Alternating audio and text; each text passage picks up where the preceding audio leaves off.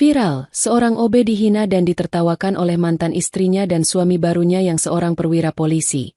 Namun di balik pekerjaannya yang sebagai OB, membuat semua pasukan TNI tunduk kepadanya. Ternyata. Tapi sebelum lanjut, saya doakan yang sudah subscribe channel Kisah Populer. Semoga sehat selalu, panjang umur, rezekinya lancar, dan yang punya hutang segera lunas. Dan jangan lupa komen, dari mana kalian nonton video ini? Yuk kita mulai ceritanya. Pagi itu, matahari baru saja naik ketika halaman kantor Arjuna Group mulai ramai. Para karyawan berdatangan dengan pakaian rapi, beberapa sambil menyeruput kopi, sebagian lagi bercanda ringan di depan lobi kaca tinggi. Suasana pagi itu semula tenang, hingga sebuah mobil SUV hitam berhenti tepat di depan gerbang utama. Dari mobil itu turun Rina, wanita cantik berpenampilan elegan, mengenakan gaun kerja mahal dan kacamata hitam yang membuatnya tampak anggun dan percaya diri. Di sampingnya berdiri seorang pria berseragam coklat lengkap dengan tanda pangkat di pundaknya. AKP Bima, suaminya yang baru, perwira Kapolsek di kota itu. Para karyawan langsung melirik penuh rasa ingin tahu. Di antara kerumunan, Ardana, seorang OB, office boy, sederhana, sedang mengepel lantai di depan pintu masuk. Seragam biru tua miliknya sudah mulai pudar, celana hitamnya lusuh, dan tangannya memegang ember kecil. Ia sempat menoleh sebentar saat mobil itu berhenti, namun cepat kembali fokus pada pekerjaannya. Ia tidak menyangka siapa yang turun dari mobil itu, hingga suara tawa perempuan yang sangat ia kenal terdengar. "Lihat, ternyata kamu masih di sini juga," ucap Rina sinis. Langkahnya mendekat. Tumit sepatu hak tingginya beradu dengan lantai marmer, menggemakan suara tegas di lobi. Ardana berhenti mengepel. Embernya masih di tangan. Matanya bertemu dengan mata wanita yang dulu ia cintai. Hatinya seperti ditarik mundur ke masa lalu, masa ketika ia memperjuangkan wanita itu dengan seluruh hidupnya. Tapi kini, yang ada di depan matanya hanyalah wajah sombong penuh kebanggaan. Rina. Hanya itu yang keluar dari bibir Ardana. Wanita itu terkekeh pelan, menatapnya dari ujung kepala hingga kaki, seolah sedang menilai barang murahan. "Jadi ini hidupmu sekarang? OB, tukang pel lantai?" Ucapnya tajam, diiringi tawa meremehkan. Di belakangnya, AKP Bima berdiri tegap, tangan bersedekap. Wajahnya datar, namun jelas ada nada merendahkan dalam tatapan matanya. "Jadi ini mantan suamimu?" ujarnya dingin. "Ya," jawab Rina lantang, sengaja agar semua karyawan mendengar. "Dulu dia suamiku. Tapi lihat sekarang, kumal, lusuh, tukang pel lantai kantor. Sementara aku," ia menggenggam tangan suaminya, "punya suami baru, seorang perwira polisi. Kapolsek, pangkatnya jelas. Hidupku berubah, bukan seperti dia." Tawa kecil terdengar dari kerumunan karyawan. Beberapa saling berbisik. "Pantas aja ditinggal," gumam seorang staf perempuan pelan. "Gila, mantannya sekarang nikah sama Kapolsek," bisik staf pria. Ardana merasakan tatapan-tatapan itu menusuk seperti ratusan pisau kecil. Ia menunduk pelan, bukan karena malu, tapi karena mencoba menahan amarah dan luka yang mengalir dalam diam. Ia tak ingin membalas. Tak ingin mempermalukan siapapun. Hatinya sudah cukup remuk hanya dengan melihat wanita yang dulu ia perjuangkan. Kini menertawakannya di depan semua orang. "Coba lihat bajumu. Lusuh. Sepatumu pun kayak sudah bertahun-tahun gak diganti." Rina kembali menyindir. Matanya menyipit. "Aku bersyukur sudah bercerai darimu dulu. Kalau tidak, mungkin aku juga hidup miskin dan bau pel kayak kamu sekarang." Tawa kembali pecah. Ardana tetap diam. Jemarinya yang menggenggam gagang pel mulai bergetar. Tapi wajahnya tenang. Mata tajamnya sekilas menatap Rina, tapi hanya sebentar, lalu kembali menunduk. "Sudah cukup, Rina," katanya pelan, hampir seperti bisikan. Tapi bagi Rina, itu justru seperti pemicu. "Kenapa? Tersinggung?" Rina menatapnya tajam, lalu bersandar manja pada suaminya. "Kau harusnya sadar diri. Jangan dekat-dekat denganku. Dunia kita sudah berbeda." Di ujung lobi, Satpam kantor ikut menyeringai kecil. Staf-staf lain berpura-pura sibuk tapi jelas menikmati drama pagi itu. Ardana menghela napas panjang. Langit-langit lobi seakan terlalu berat menindih dadanya. Tapi dalam diam, matanya perlahan berubah. Bukan sedih, melainkan tajam dan dalam. "Selamat atas pernikahanmu, Rina," ucap Ardana akhirnya, dengan suara tenang tapi tegas. "Semoga kau bahagia." Jawaban itu justru membuat Rina terdiam sejenak. Ia tak menyangka Ardana akan bersikap seperti itu, tanpa marah, tanpa membalas hinaan. Tapi ia cepat menyeringai lagi, menutupi rasa kagetnya. "Tentu saja aku bahagia. Aku dapat pria berpangkat, bukan tukang pel." Ardana melangkah mundur, kembali ke pekerjaannya. Ia mengepel lantai seperti biasa, seolah tak terjadi apa-apa. Tapi di balik ketenangan itu, ada badai besar yang belum diketahui siapapun. Tak seorang pun di kantor itu sadar bahwa pria yang mereka hina hari itu bukan sekadar OB biasa. Di langit biru pagi itu, seekor helikopter patroli melintas pelan. Dan di dalam hati Ardana, masa lalu yang ia sembunyikan selama bertahun-tahun mulai bergetar, seperti menandakan bahwa waktunya akan tiba. Pagi itu bukan sekadar penghinaan. Itu adalah awal dari sesuatu yang jauh lebih besar. Setelah keramaian di depan lobi mereda, Ardana berdiri sendirian di belakang gedung, di dekat tempat penyimpanan alat kebersihan. Langit sudah mulai cerah, tapi hatinya justru terasa gelap. Suara tawa karyawan yang tadi menertawakannya masih terngiang di telinga, tajam seperti jarum yang menusuk pelan tapi dalam. Ia menyandarkan tubuhnya ke dinding semen, menatap gagang pel yang masih digenggam erat. Tangannya sedikit bergetar. Ember yang tadi berisi air pel kini kosong, seolah menggambarkan isi hatinya saat ini. Kosong, sunyi, dan dingin. Napasnya berat. Dadanya naik turun pelan. "Rina," gumamnya lirih. Nama itu saja sudah cukup membuat dadanya sesak. Wanita itu pernah menjadi segalanya. Ia masih ingat dengan jelas bagaimana mereka dulu melewati masa sulit bersama. Saat hidupnya hanya berbekal semangat dan harapan. Saat ia percaya cinta akan mengalahkan semua perbedaan. Tapi kenyataannya, cinta saja tidak cukup. Ketika ia kehilangan pekerjaannya dulu, ketika hidup mereka mulai tertekan karena ekonomi, Rina mulai berubah. Dulu, senyumnya hangat. Kini, hanya sinis yang tersisa. Dulu, pelukannya menguatkan. Kini, kata-katanya justru menjadi pisau tajam yang menyayat hati. Ardana menutup mata, dan masa lalu menyeruak seperti film lama yang diputar ulang di kepalanya. Ia teringat malam saat Rina pergi. Wajahnya datar, matanya tidak lagi seperti wanita yang ia cintai. "Aku capek hidup susah, Ra. Aku butuh masa depan yang pasti. Kamu cuma janji-janji." "Rin, aku akan kerja lebih keras. Aku janji." "Janji? Janjimu gak bisa kasih aku rumah. Gak bisa kasih aku kehidupan. Maaf, aku udah gak sanggup." Malam itu, Rina meninggalkan rumah kontardanan mereka dengan koper kecil. Hujan turun pelan. Ardana hanya berdiri di depan pintu, basah kuyup, tak bisa melakukan apapun. Itulah malam pertama ia belajar tentang arti kehilangan. Kini, bertahun-tahun kemudian, wanita yang sama datang kembali, bukan untuk meminta maaf, tapi untuk menghina. Luka itu bukan luka kecil. Luka itu seperti parut dalam yang tak pernah benar-benar sembuh, hanya ditutupi waktu. Tapi saat Rina berbicara tadi, luka itu robek kembali. Ardana membuka mata perlahan. Pandangannya tajam, bukan karena benci, tapi karena tekadnya. "Aku sudah tidak seperti dulu," bisiknya dalam hati. Aku mungkin tampak lemah di matanya, tapi dia tak tahu siapa aku sebenarnya. Ia mengangkat ember dan pelnya, melangkah pelan menuju koridor belakang.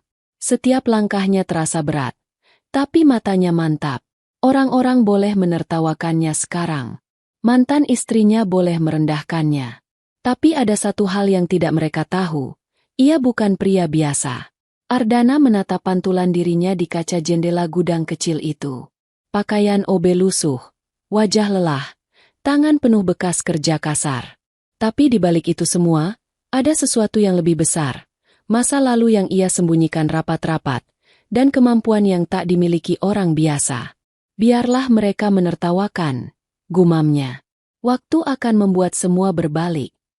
Ia kemudian duduk di bangku kecil, membuka tas kain lusuh di bawah loker penyimpanan.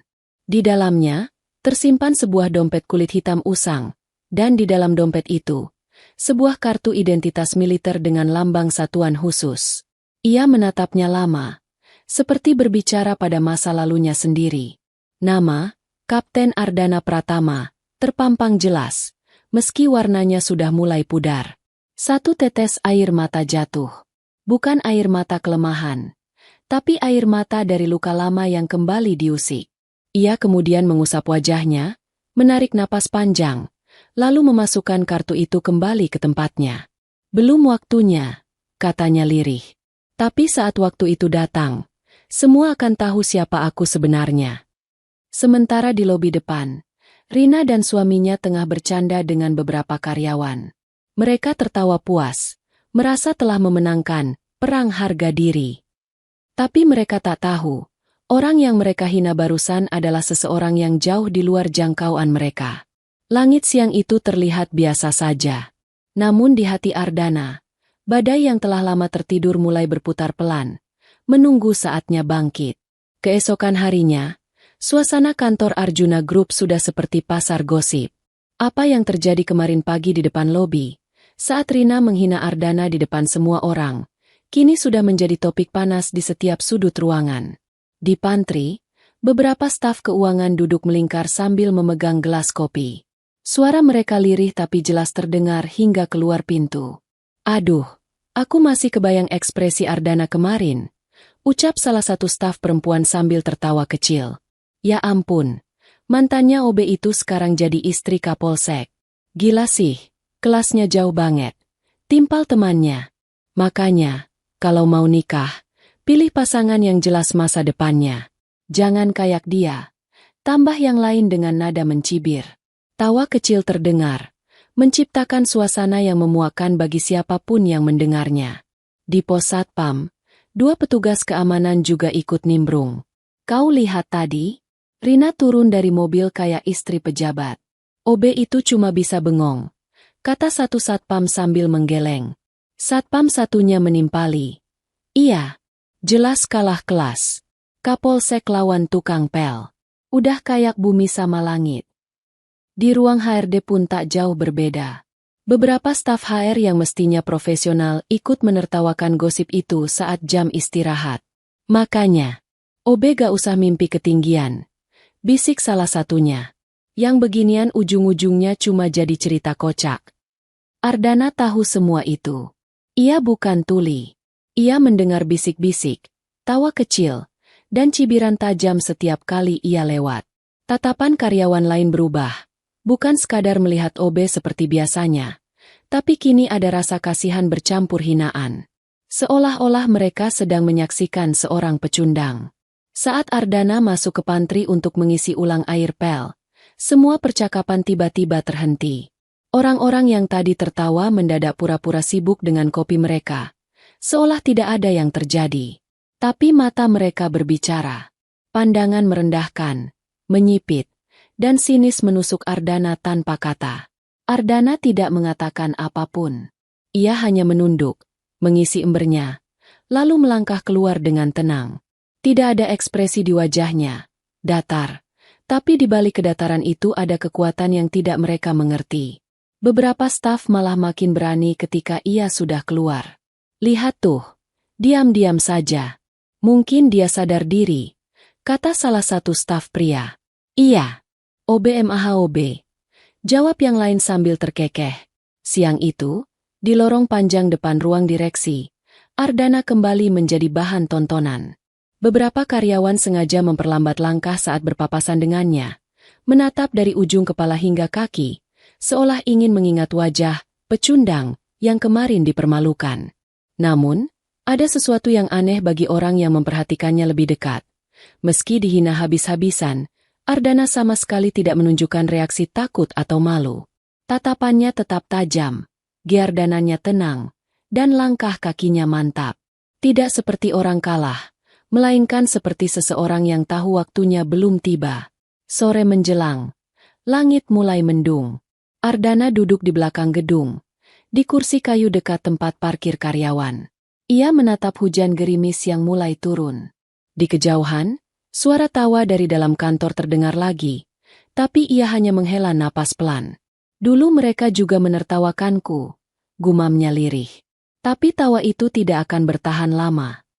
Ia membuka ponsel bututnya, mengetik sesuatu pada layar pesan terenkripsi. Pesan itu hanya satu baris pendek. Target tetap dalam pengawasan.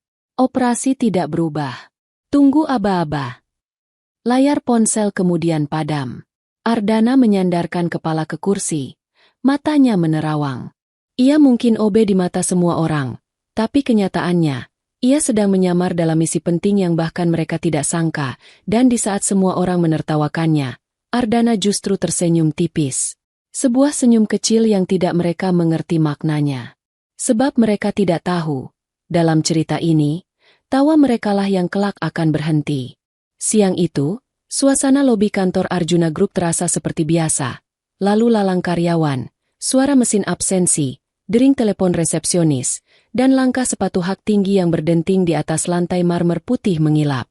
Di sudut kanan ruangan, Ardana sedang mengepel dengan giardanan pelan dan teratur. Ia mengenakan seragam biru tuanya, celana hitam lusuh, dan sepatu usang. Wajahnya tenang, namun pikirannya masih menyimpan sisa luka dari peristiwa memalukan kemarin. Saat ia jongkok untuk membersihkan sisa tumpahan kopi, lengan bajunya tersingkap sedikit lebih tinggi dari biasanya. Di balik kulit lengan kanan yang kecoklatan, terlihat samar sebuah tato hitam, lingkaran kecil dengan sayap Garuda, bintang kecil di tengah, dan angka kode di bawahnya. Tato itu bukan tato sembarangan. Itu adalah simbol satuan militer elit yang sangat jarang dimiliki orang biasa. Beberapa karyawan lewat tanpa sadar.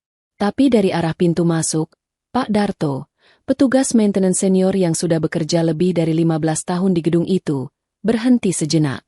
Pria paruhbaya itu menatap tato di lengan Ardana dengan mata membesar. Ia bukan orang sembarangan. Dulunya ia seorang anggota TNI sebelum pensiun. Dan ia mengenali simbol itu dalam sekejap. Darto mendekat pelan, pura-pura mengambil alat pel cadangan. Tapi matanya terus mengamati lengan Ardana yang kini bergerak cepat untuk kembali menurunkan lengan bajunya. Tatapan Darto berubah dari santai menjadi serius. Wajahnya kaku, seolah melihat sesuatu yang membuat jantungnya berdetak lebih cepat. Rak, suaranya lirih. Ardana berhenti sebentar dan menoleh, namun tak berkata apa-apa. Darto mendekat sedikit. Tato itu, katanya pelan, nyaris berbisik. Itu bukan tato sembarangan, kan? Ardana tak langsung menjawab. Matanya menatap lurus, lalu perlahan tersenyum kecil. Bukan senyum gembira, tapi senyum tipis orang yang tidak ingin menjelaskan terlalu banyak. Ia menarik lengan bajunya lebih ke bawah, menutup tato itu rapat. Cuma masa lalu, Pak, jawabnya tenang. Darto semakin yakin dengan firasatnya. Ia sendiri dulu pernah melihat simbol itu di sebuah operasi gabungan bertahun-tahun lalu. Simbol Satuan Pasukan Khusus Rahasia.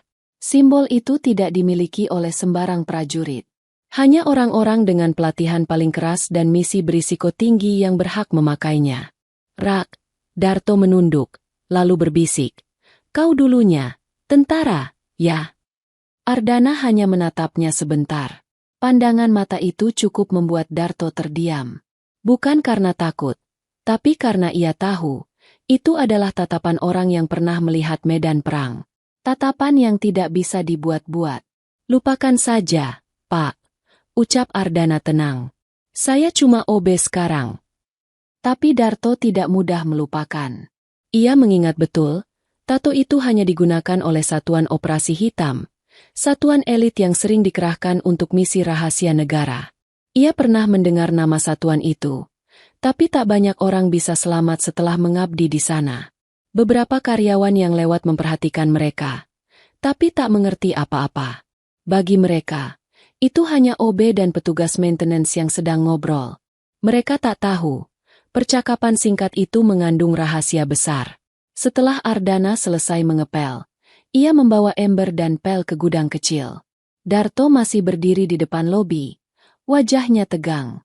Ia tahu ada sesuatu yang tidak biasa pada pria itu.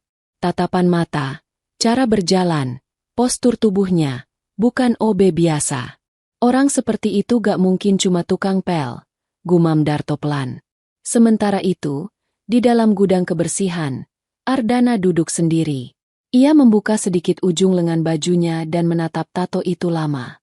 Tato kecil itu adalah sisa masa lalu yang tak bisa ia buang. Simbol dari masa ketika hidupnya penuh adrenalin, operasi malam, dan pertempuran tanpa nama. Seharusnya aku sudah mengubur semua ini, bisiknya lirih. Tapi sepertinya, waktu itu akan datang lebih cepat dari yang kupikirkan. Dari luar terdengar suara lalu lalang karyawan. Mereka masih menertawakannya, menganggapnya hanya OB. Tapi hari itu, seseorang telah menyadari sedikit dari siapa dirinya sebenarnya. Sebuah tanda kecil telah membuka pintu ke masa lalu yang besar. Dan Ardana tahu, begitu pintu itu terbuka, tak akan ada jalan kembali. Malam itu, kota kecil tempat Ardana tinggal tiba-tiba berubah mencekam. Suara sirene patroli polisi meraung-raung di kejauhan. Jalanan yang biasanya tenang kini dipenuhi cahaya lampu rotator merah biru yang berputar di setiap sudut. Udara malam terasa berat, seperti menyimpan sesuatu yang tak kasat mata. Sore sebelumnya, berita di radio lokal mulai memberitakan peristiwa aneh. Sebuah gudang logistik di pinggiran kota diserang oleh kelompok bersenjata misterius. Dalam waktu singkat, lokasi itu porak-poranda, dan beberapa orang menghilang tanpa jejak. Polisi setempat mencoba melakukan pengejaran. Namun para pelaku seperti menguap di telan gelapnya malam. Di ruang kerja Kapolsek, AKP Bima duduk dengan wajah tegang. Tangannya meremas map laporan dengan kuat. Mereka bergerak cepat, terlalu terlatih, gumamnya lirih. Di meja depannya, peta kota terbentang, penuh dengan pin merah yang menunjukkan titik-titik kejadian aneh selama seminggu terakhir. Gudang diserang, pengiriman bahan bakar hilang, jaringan komunikasi sempat lumpuh di beberapa area. "Pak, pasukan kita tidak cukup," ujar salah satu anak buahnya dengan suara cemas. Kelompok ini bukan perampok biasa. Mereka tahu cara menembus perimeter, tahu bagaimana mengelabui tim patroli. Seperti profesional. "Ya, aku tahu." Bima menatap lurus ke peta. Matanya tajam namun ada ketakutan di dalamnya. Ini bukan pekerjaan penjahat jalanan.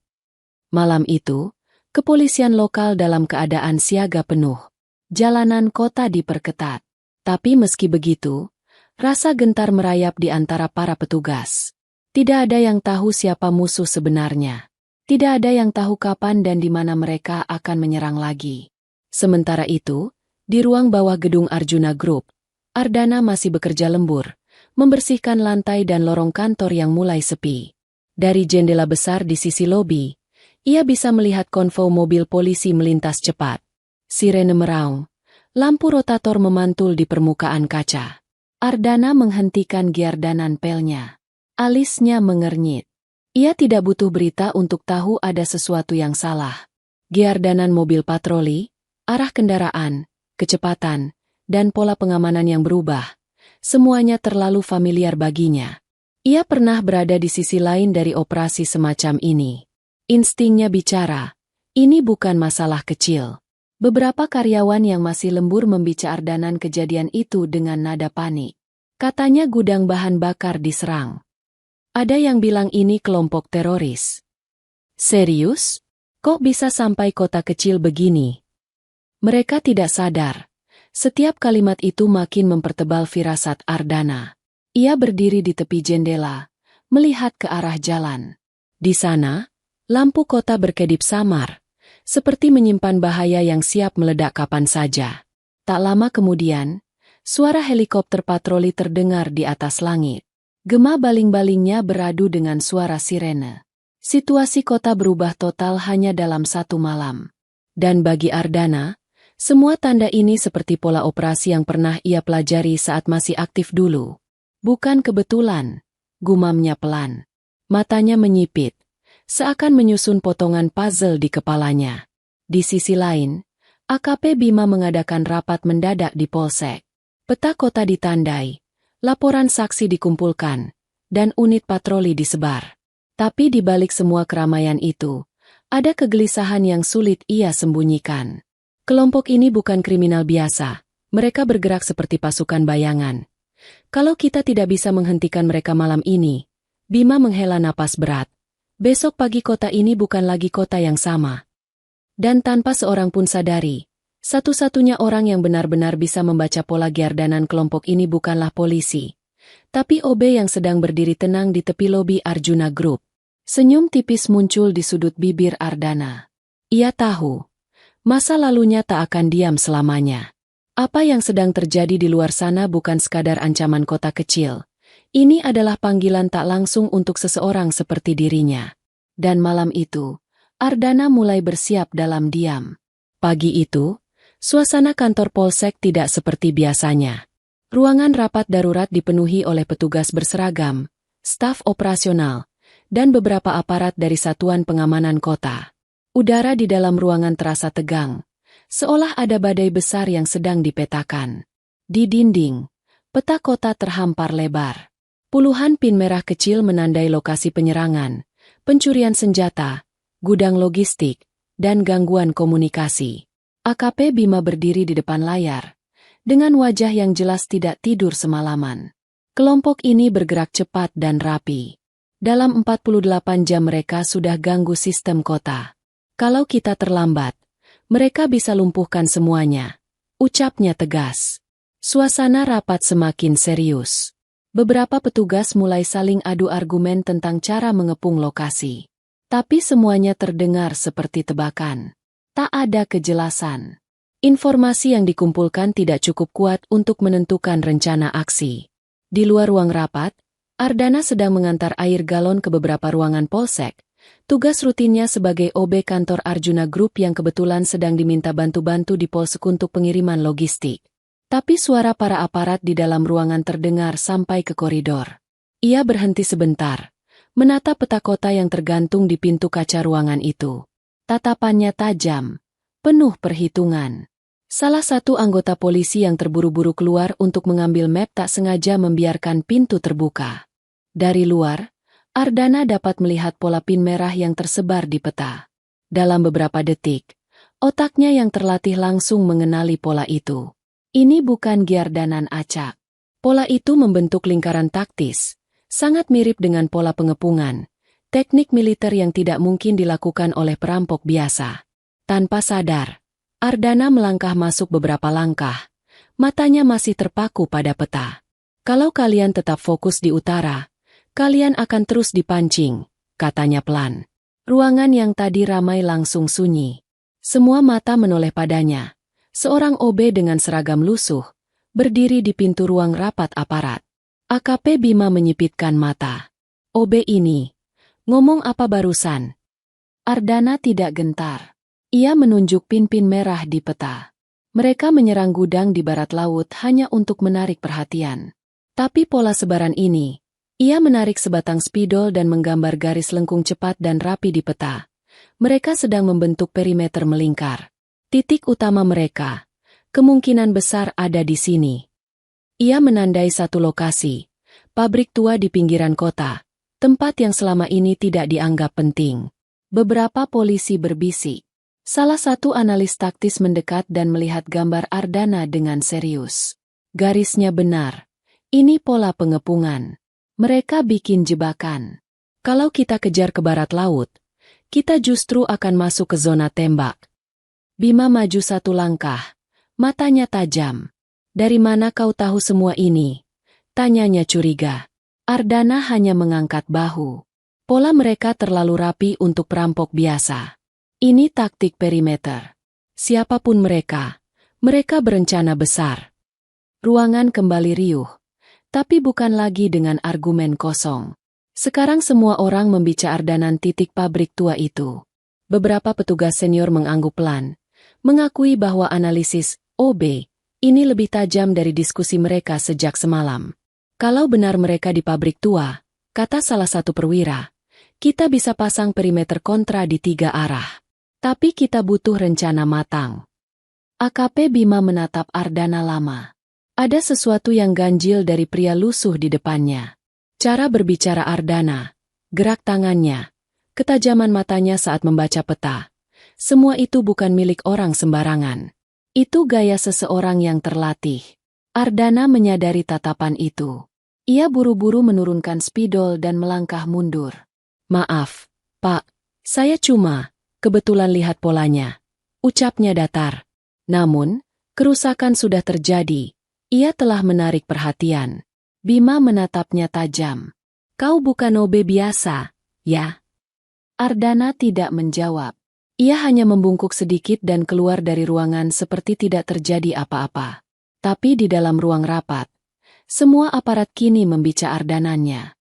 Bahkan seorang analis khusus berkata lirih, bukan sembarang orang bisa baca pola serangan seakurat itu. Bahkan orang kami butuh waktu lama. Bima menatap peta lagi, kemudian ke pintu tempat Ardana menghilang. Perasaan aneh mulai muncul di hatinya, campuran kagum, curiga, dan gentar. Di luar ruangan, Ardana melangkah menyusuri koridor dengan wajah tenang.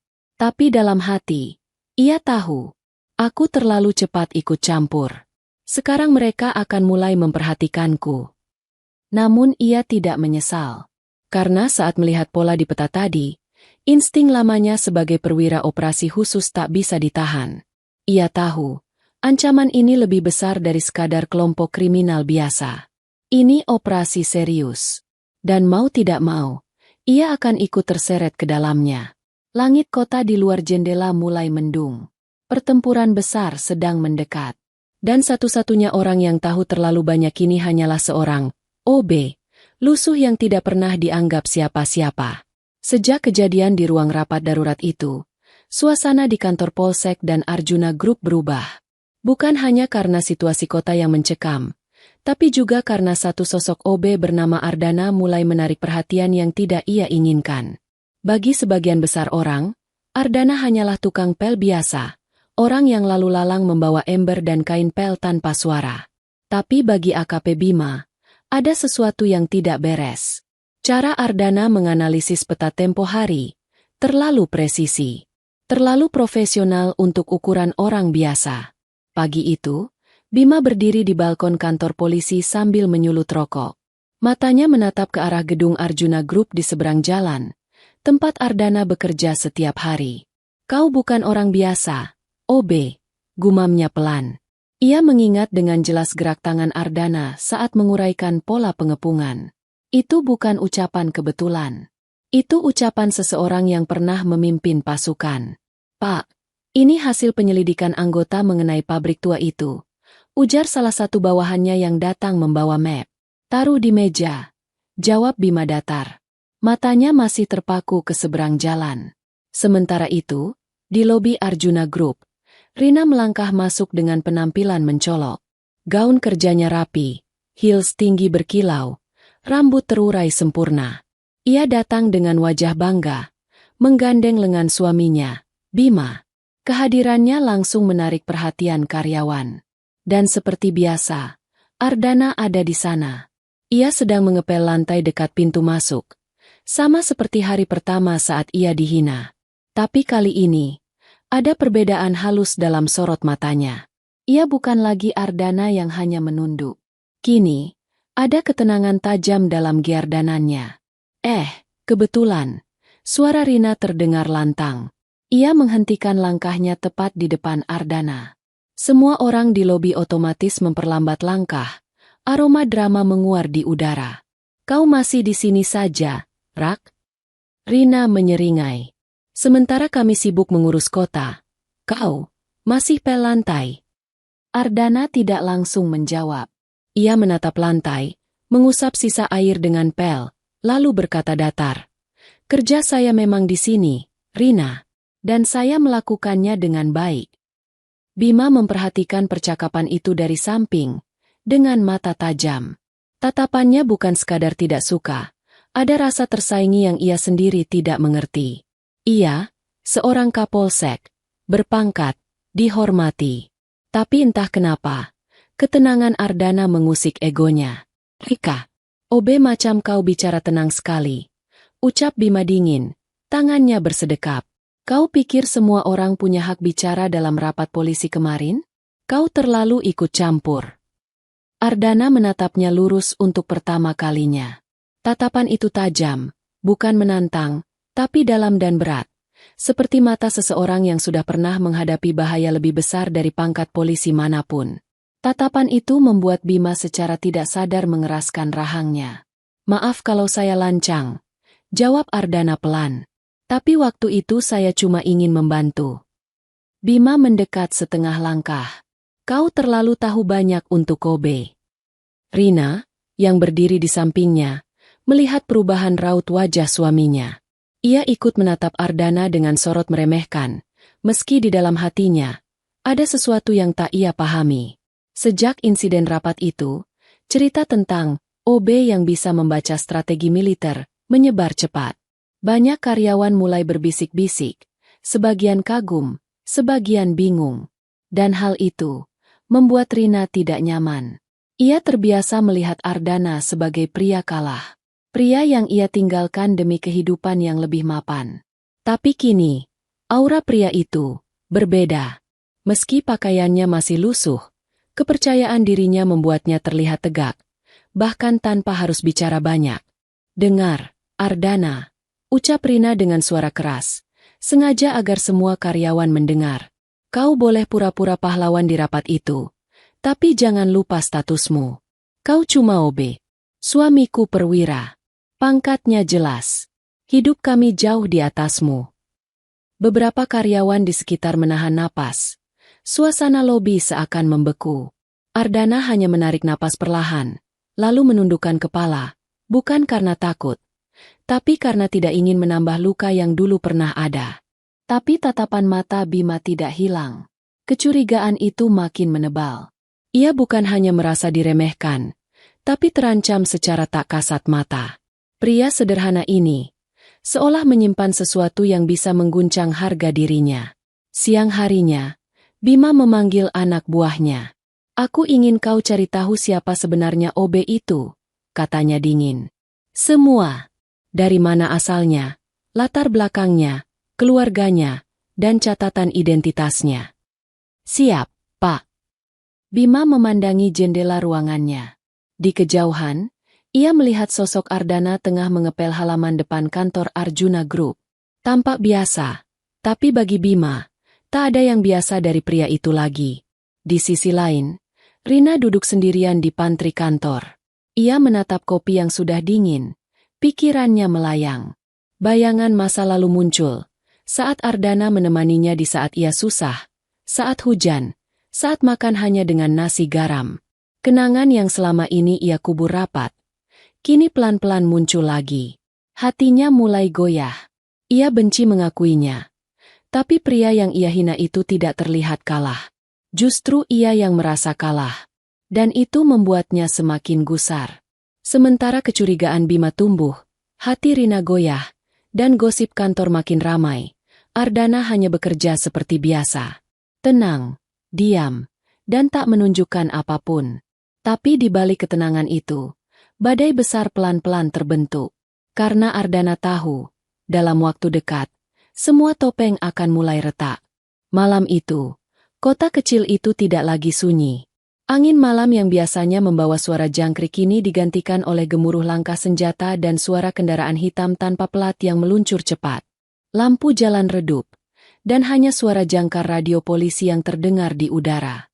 Pukul 22.35, markas besar Polsek menjadi sasaran serangan mendadak. Tak ada peringatan, tak ada sirene awal.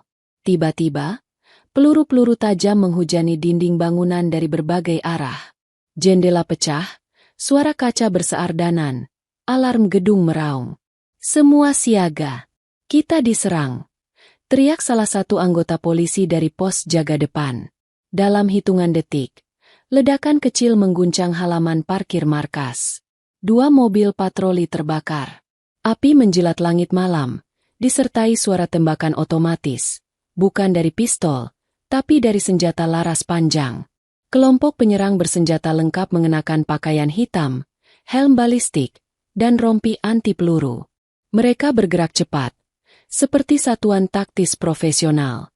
Di dalam gedung, AKP Bima berlari keluar dari ruang kerjanya. Napasnya berat. Tangannya langsung meraih senjata api dari laci dan mengenakan rompi pelindung. Perimeter utama jangan sampai jatuh, teriaknya sambil menyambar radio HT. Namun situasinya jauh lebih buruk dari yang ia kira. Penyerang datang dari 4 arah sekaligus, dengan peralatan yang jelas melampaui pasukan polsek kecil ini. Polisi yang berjaga di gerbang pertama terpukul mundur. 2 petugas roboh, peluru bersarang di tembok beton.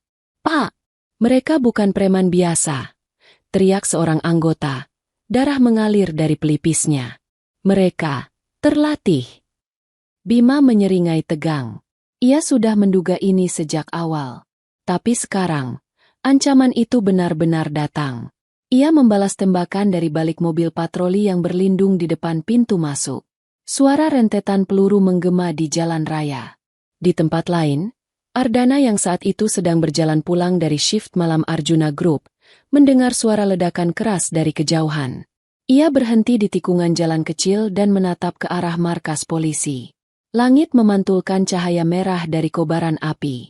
Suara sirene dan peluru beradu dalam satu simfoni kacau. Tatapan matanya berubah dalam sekejap. Insting lamanya kembali menyala. Bukan sebagai OB, tapi sebagai prajurit yang pernah berdiri di garis depan.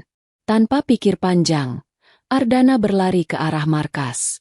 Tubuhnya melesat cepat menyusuri gang, sementara suara ledakan kedua mengguncang malam. Sementara itu, di halaman polsek, Bima hampir terkena tembakan jarak dekat. Seorang penyerang menyelinap dari arah belakang mobil. Peluru nyaris menembus pelipisnya. Namun ia sempat merunduk. Meski begitu, peluru mengenai lengannya, membuatnya jatuh dan senjatanya terlepas. "Pak Bima!" teriak anak buahnya. Tapi mereka juga terdesak. 2 petugas sudah tergeletak tak bergerak. Sementara penyerang terus mendesak maju. Bima terhuyung. Darah membasahi seragamnya.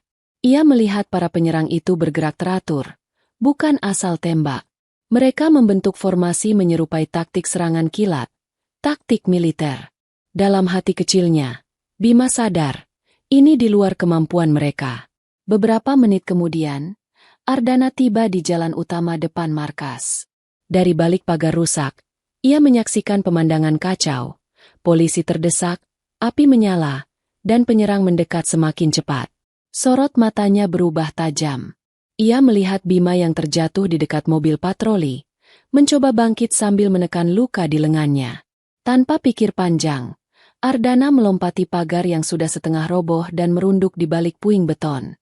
Dalam waktu singkat, ia menganalisis posisi musuh, sudut serangan, dan titik buta formasi mereka. Semuanya ia baca seperti peta. Naluri perangnya kembali bekerja. Formasi berbentuk V terbalik, penyerangan frontal dan penguncian sayap kanan, gumamnya pelan. Taktik lapangan kelas 1. Beberapa peluru menghantam dekat posisinya. Ardana bergerak lincah, merayap cepat ke arah salah satu polisi yang jatuh. Ia mengambil senjata M4 yang tergeletak di dekat tubuh itu. Tangan Ardana begitu fasih memeriksa magasin, cek posisi peluru, dan mengunci sasaran, seperti ia tidak pernah lupa siapa dirinya sebenarnya. Satu peluru melesat tepat ke arah penyerang di posisi kiri, jatuh seketika. Polisi lain yang masih bertahan terkejut. "Siapa yang tembak itu?" Ardana tak menjawab. Ia bergerak cepat ke sisi kanan, memukul mundur satu demi satu penyerang dengan tembakan presisi. Tidak membabi buta. Setiap peluru mengenai titik vital. Di tengah kekacauan itu, Bima melihat siluet seseorang bergerak cepat seperti bayangan. Lingah, tegas, tembakannya presisi. Ia sempat berpikir itu bantuan dari satuan khusus. Tapi saat sosok itu mendekat, ia terpaku. Ardana?" Suaranya serak. Ardana meluncur ke arahnya, menariknya ke balik mobil yang lebih aman. "Tahan lukamu. Jangan banyak gerak," ucap Ardana tenang tapi tegas. Jauh berbeda dari nada bicara OB sehari-harinya. Bima terpaku. Sosok yang selama ini ia remehkan, OB lusuh, kini bertempur seperti prajurit profesional. Bukan sekadar bisa menembak, tapi seperti pemimpin pasukan yang tahu segalanya. "Siapa kau sebenarnya?" gumam Bima pelan, setengah gemetar. Tapi Ardana tak menjawab. Ia melangkah maju lagi, menembak penyerang di atap bangunan dengan satu peluru bersih. Suasana mulai berbalik. Suara tembakan masih menggema di halaman polsek malam itu. Lampu strobo merah biru dari mobil patroli berpadu dengan cahaya api dari kendaraan yang terbakar, menciptakan pemandangan seperti medan perang sungguhan. Asap hitam menutupi sebagian langit, dan bau mesiu menusuk hidung siapapun yang berdiri di sana. Pasukan penyerang masih bertahan di beberapa titik. Polisi kewalahan, komunikasi terputus-putus. Tapi di tengah kekacauan itu, Ardana berdiri tenang di balik puing-puing tembok beton yang berlubang bekas peluru. "Ardana!" Bima berteriak, masih bersandar di balik mobil patroli. Darah menetes dari lengannya. Matanya tak lepas dari sosok pria yang selama ini ia anggap remeh. Sosok yang kini bergerak seperti prajurit veteran. Satu peluru, satu jatuh. Geardanannya presisi, matanya tajam, dan tubuhnya tegap. Bukan gaya OB. Satu dentuman besar dari granat kejut membuat semua pasukan polisi mundur. Para penyerang mulai merangsek lebih dalam. Situasi semakin genting. Ardana meletakkan senjata polisi yang ia ambil sebelumnya. Ia menatap langit malam, lalu menarik napas dalam-dalam. Tatapannya bukan lagi tatapan OB yang sabar dan pasrah, tapi tatapan seorang pemimpin pasukan yang siap turun langsung ke garis depan. "Sudah cukup," gumamnya lirih. Tangannya bergerak cepat membuka kancing baju lusuh OB yang selama ini melekat padanya. Di baliknya, semua orang terperangah. Di tubuhnya sudah terpasang tactical vest hitam yang selama ini ia sembunyikan. Vest itu tidak sembarangan. Di dada kiri tertera lencana sayap Garuda kecil dan kode 08. Di bawahnya, tercetak nama, Kapten Ardana Pratama. Seketika, waktu seperti melambat. Polisi yang tersisa menatap dengan mulut terbuka. Bima terpaku. Rina, yang ikut datang ke polsek untuk memastikan keadaan suaminya, menutup mulut dengan tangan. Wanita itu tidak percaya dengan apa yang dilihatnya. Pria yang pernah ia hina di depan semua orang. Pria yang ia tinggalkan karena dianggap tak punya masa depan. Ternyata seorang perwira komando khusus. "Nama saya Kapten Ardana Pratama," katanya tenang, suaranya dalam dan mantap. "Satuan Komando Khusus 08. Hening sejenak. Bahkan suara tembakan di kejauhan terasa seperti lenyap di telinga semua orang di halaman. Para polisi yang tersisa terdiam. Beberapa melongo. Seorang anggota berbisik pelan. "Kah, Kapten?" Bima sampai tidak mampu langsung bicara. "Kau, sejak awal." Suaranya tercekat. Ardana memasang headset kecil dari dalam vest, lalu menekan tombol kecil di dada. Suara operator militer terdengar dari earphone-nya, dingin dan profesional. "Alpha 08, konfirmasi posisi. Perimeter tim pendukung dalam radius 1 kilometer. Hitungan mundur 3 menit untuk penyergapan penuh." Semua mata membelalak. Ini bukan kebohongan. Ini operasi sungguhan. Ardana melangkah maju perlahan. Tubuhnya kini benar-benar memancarkan aura yang berbeda. Posturnya tegak, langkahnya tegap, mata fokus penuh. Ia bukan lagi OB lusuh yang diremehkan karyawan kantor dan mantan istrinya. Ia adalah pemimpin satuan elit. "Semua pasukan, mundur ke perimeter kiri," serunya lantang, menggunakan bahasa taktis militer. Para polisi yang tadinya kebingungan spontan menuruti perintahnya. Bukan karena pangkatnya, tapi karena cara ia memimpin membuat orang percaya. Bima hanya bisa melihat dari balik mobil, tercengang. "Selama ini, kau sembunyikan semua ini dari kami," ucapnya setengah tidak percaya. "Bukan waktunya menjelaskan," jawab Ardana dingin. "Sekarang fokus bertahan." 3 menit kemudian, helikopter militer melintas di atas markas polsek. Sorot lampu putih menyorot halaman. Beberapa mobil hitam tanpa tanda milik pasukan khusus berhenti di ujung jalan. Dari sana, tim bersenjata lengkap turun dan bergerak cepat ke posisi sesuai koordinat. Suara dari headset Ardana terdengar lagi. Alpha 08, tim sudah di posisi. Perintah. Hancurkan perimeter luar. Netralisasi ancaman dalam radius 100 meter. Jawab Ardana datar. Pertempuran pun berubah drastis.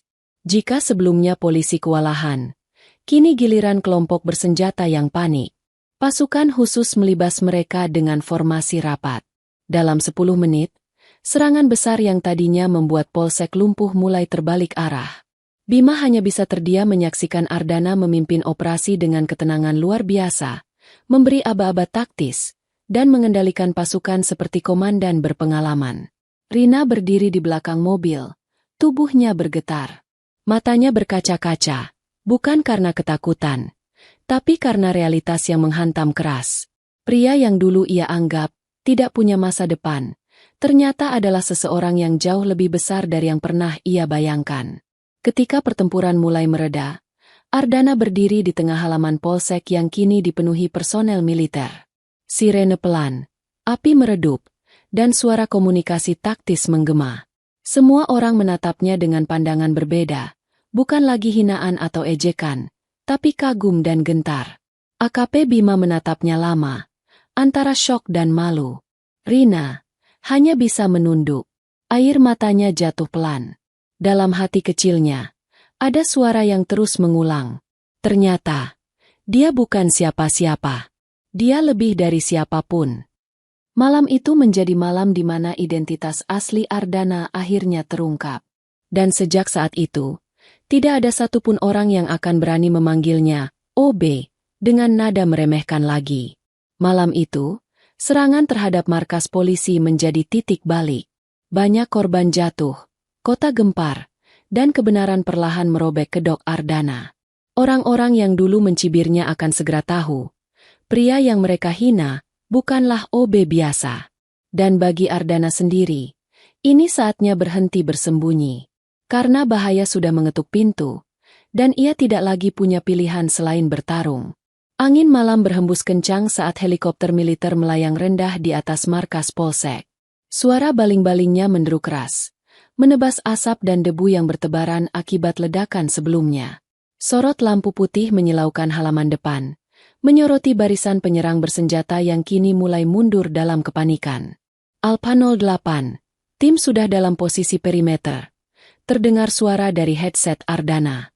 Eksekusi penyergapan. Jangan beri celah. Jawab Ardana cepat. Suaranya tegas, mantap, dan dingin. Dalam sekejap, pasukan khusus dengan perlengkapan lengkap turun dari helikopter menggunakan tali fast rope. Giardanan mereka cepat dan terkoordinasi, seperti bayangan hitam yang muncul dari langit. Dalam hitungan detik, suara tembakan balasan terdengar, rapi, presisi, dan menekan musuh ke sudut. Ardana memimpin langsung di barisan depan. Taktikal vest hitamnya menyatu dengan gelap malam. Ia bukan hanya komandan di belakang layar. Ia turun ke garis tembak. Dengan gerak cekatan, ia memberi isyarat tangan ke kanan dan kiri, mengarahkan pasukannya membentuk formasi silang untuk mengepung posisi musuh. Ledakan granat kejut memekakan telinga. Kilatan cahaya putih menyilaukan para penyerang. Dalam kekacauan itu, pasukan Ardana menyerbu masuk. Suara teriakan dan rentetan peluru bercampur menjadi satu simfoni perang yang singkat namun mematikan. Di sisi lain halaman, Rina bersembunyi di balik mobil patroli yang terbalik. Wajahnya pucat, tubuhnya gemetar hebat. Ia datang ke polsek awalnya hanya untuk mencari Bima, namun kini ia terjebak di tengah pertempuran sungguhan. Bau asap, teriakan, dan suara tembakan membuatnya hampir tak bisa bernapas. Bima! Jeritnya panik. Bima di mana? Suaminya, AKP Bima, terluka di lengan dan tertahan di dekat tangga belakang gedung. Ia mencoba merangkak, namun gerdanan kecilnya saja langsung dihujani peluru dari arah musuh. Situasi itu kritis. Hanya tinggal hitungan detik sebelum salah satu granat jatuh di sekitar mereka. Dan memang, nasib buruk itu datang. Sebuah granat tangan dilemparkan oleh salah satu penyerang ke arah mobil tempat Rina bersembunyi. Granat itu memantul pelan, lalu berhenti tepat di antara Rina dan Bima. Bunyi klik kecil terdengar. Detik itu juga, waktu seakan berhenti. Bima, jerit Rina ketakutan. Namun sebelum granat itu meledak, sosok hitam berlari menerjang asap dari sisi kanan halaman. Ardana melompat rendah. Tangannya meraih granat itu tepat sebelum ledakan aktif, dan melemparkannya ke udara dengan giardanan cepat seperti kilat. Ledakan besar terjadi di udara, mengguncang seluruh halaman polsek. Pecahan logam berhamburan di langit. "Turun!" teriak Ardana sambil menutupi tubuh Rina dengan badannya. Ledakan menggelegar di atas mereka. Debu dan percikan logam beterbangan, tapi keduanya selamat. Rina terpaku. Saat Ardana menoleh, wajahnya terlihat tajam di bawah cahaya lampu helikopter. Seragam OB lusuh yang dulu sering ia hina sudah tidak ada. Yang ada hanyalah sosok komandan pasukan elit dengan mata setajam elang dan suara tegas yang tak bisa ditentang. "Pergi ke titik aman," perintahnya singkat. Ia menarik Rina bangkit, lalu berlari ke arah Bima yang masih terkapar.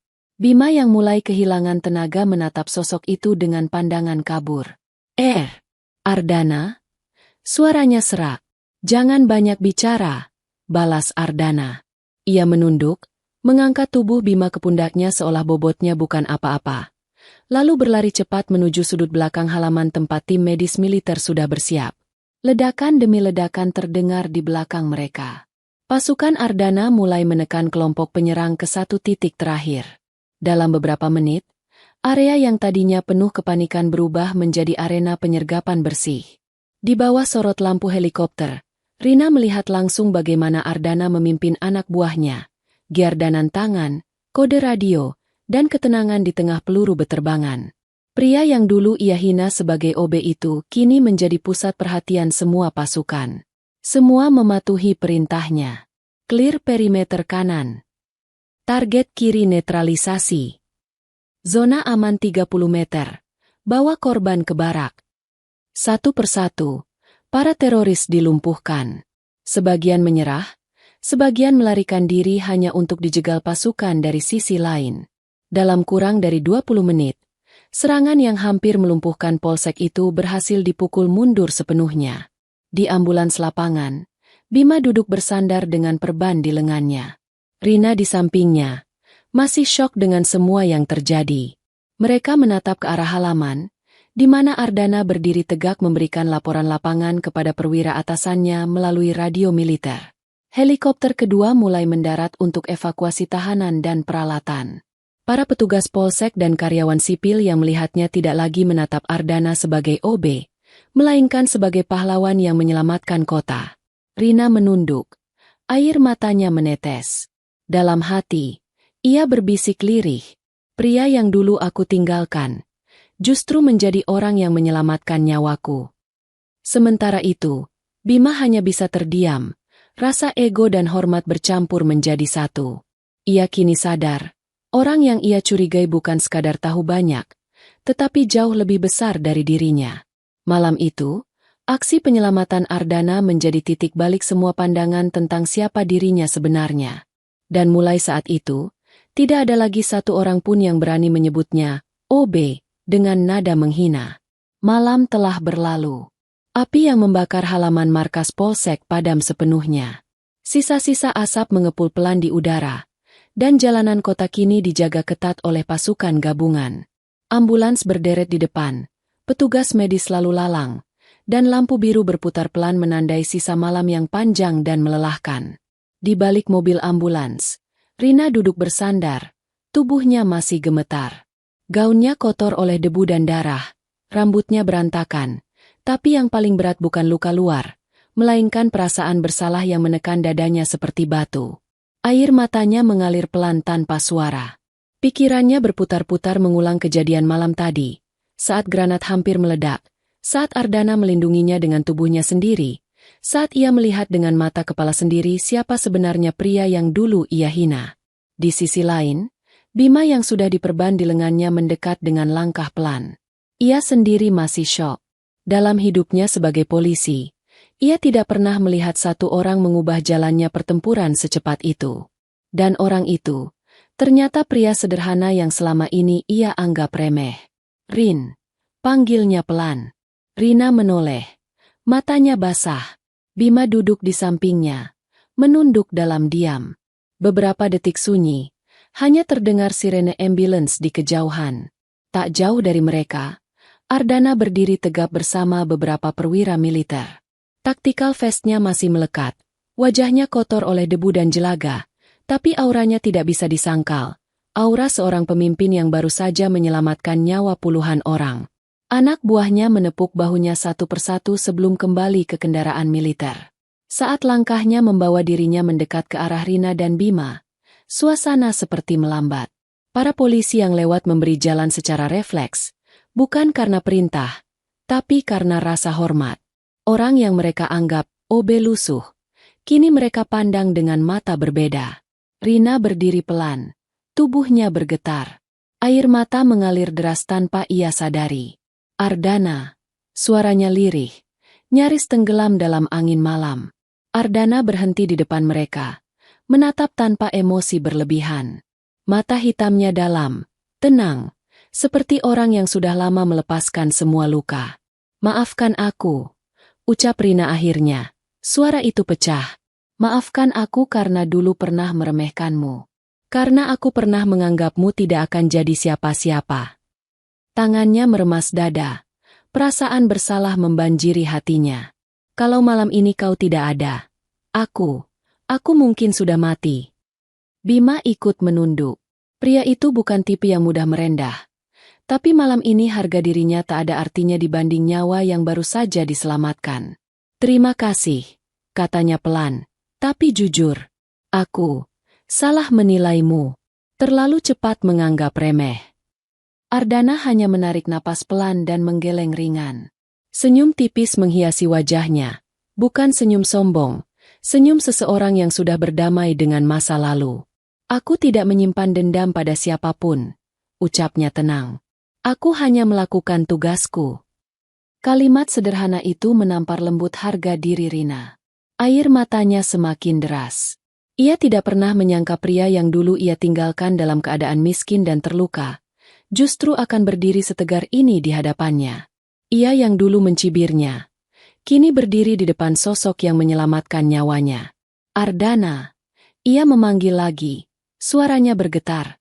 Aku benar-benar menyesal." Ardana menatapnya lama, namun tanpa kebencian. "Tidak ada yang perlu disesali," jawabnya pelan. "Kita semua memilih jalan kita sendiri. Dan malam ini, aku hanya melakukan apa yang harus aku lakukan." Helikopter kedua mulai bersiap untuk evakuasi. Suara mesin kembali meraung. Lampu sorot menyoroti halaman polsek yang rusak berat. Para polisi berdiri berbaris untuk memberi hormat pada tim Komando Khusus 08 yang berhasil menggagalkan serangan teroris. Termasuk kepada Ardana, komandan lapangan mereka malam ini. Bima berdiri dengan tangan kiri yang diperban, memberi hormat dengan sungguh-sungguh. Rina hanya bisa memandang dengan air mata menetes. Ia sadar, cinta, status, dan kebanggaan yang ia tinggikan dulu tidak ada artinya dibanding keberanian pria yang kini berdiri di depannya. Ardana berjalan menuju helikopter. Tapi sebelum naik, ia menoleh sebentar. Matanya bertemu dengan Rina. Tidak ada dendam, hanya kedewasaan dan ketenangan. Malam itu, Rina menangis lama di pelukan suaminya. Bukan hanya karena nyawanya selamat, tapi karena ia sadar telah kehilangan pria luar biasa jauh sebelum dunia tahu siapa dia sebenarnya. Sementara Ardana terbang menjauh bersama pasukannya, rasa bersalah dan penyesalan akan tetap membekas di hati Rina selamanya. Beberapa hari setelah malam penyerangan yang menggemparkan, kota kecil itu berubah. Tidak lagi hanya berita lokal, tapi media nasional mulai meliput secara besar-besaran tentang peristiwa tersebut. Layar televisi di kafe, kantor, bahkan warung pinggir jalan, menayangkan cuplikan operasi penyelamatan dramatis yang dipimpin oleh seorang perwira komando khusus yang ternyata selama ini menyamar sebagai OB. Inilah sosok Kapten Ardana Pratama, perwira komando khusus 08, pahlawan dalam serangan teroris di kota ini. Wajah Ardana terpampang di layar TV nasional, lengkap dengan rekaman helikopter militer yang menyelamatkan puluhan nyawa malam itu. Dan Masya Ardana terus bergema. Kalau bukan karena strategi dan keberanian Kapten Ardana, mungkin banyak korban berjatuhan. Dia bukan hanya prajurit, dia legenda yang hidup. Sementara itu, di kantor Arjuna Group, suasana berubah total. Para karyawan yang dulu sering tertawa dan mengejek, kini duduk diam menonton berita di layar besar lobi. Mereka menatap foto wajah Ardana dalam seragam taktis dengan ekspresi campur aduk, tak percaya, malu, dan kagum. Salah satu staf HR yang dulu ikut mencibir Ardana menelan ludah. Gila, jadi selama ini, dia bukan OB biasa, gumamnya lirih. Satpam yang dulu ikut menertawakan Ardana menunduk dalam-dalam. Kita semua salah menilai orang. Bahkan manajer kantor yang dulu suka menyuruh Ardana seenaknya kini berdiri kaku di samping televisi. Suasana lobi hening. Yang terdengar hanya suara reporter TV. Kapten Ardana Pratama berhasil menyelamatkan puluhan anggota polisi dan warga sipil, termasuk istri Kapolsek, dari ancaman ledakan besar. Rina berdiri di antara para karyawan, mengenakan pakaian kerja rapi. Namun wajahnya jelas menunjukkan gejolak batin. Setiap kali wajah Ardana muncul di layar televisi, wajah yang dulu ia pandang sebelah mata, dadanya terasa sesak. Ia teringat bagaimana dulu ia menertawakan pria itu, bagaimana ia mempermalukannya di depan semua orang. Dan kini, semua orang justru mengagumi Ardana, bukan suaminya. Air mata menetes pelan, meski ia berusaha tegar. Dulu aku bangga dengan suamiku yang berpangkat, gumamnya lirih. Tapi pria yang benar-benar menyelamatkan nyawaku, bukan dia. Beberapa rekan kerja meliriknya, tapi tidak berani berkomentar. Mereka tahu Rina, dan mereka tahu siapa Ardana. Sore itu, halaman depan kantor mendadak ramai. Sebuah helikopter militer mendarat perlahan di lapangan terbuka tak jauh dari gedung. Suara baling-balingnya membuat dedaunan bergetar. Para karyawan berlarian ke jendela untuk melihat. Dan dari sana, Ardana turun dengan pakaian dinas militer lengkap. Taktikal hitamnya berganti dengan seragam kehormatan pasukan khusus. Di dadanya terpasang medali dan lencana operasi. Para perwira menyertainya, tapi tetap memberi ruang di depannya. Seolah, ia bukan sekadar anggota, ia pemimpin. Karyawan Arjuna Group spontan berbaris di depan gedung.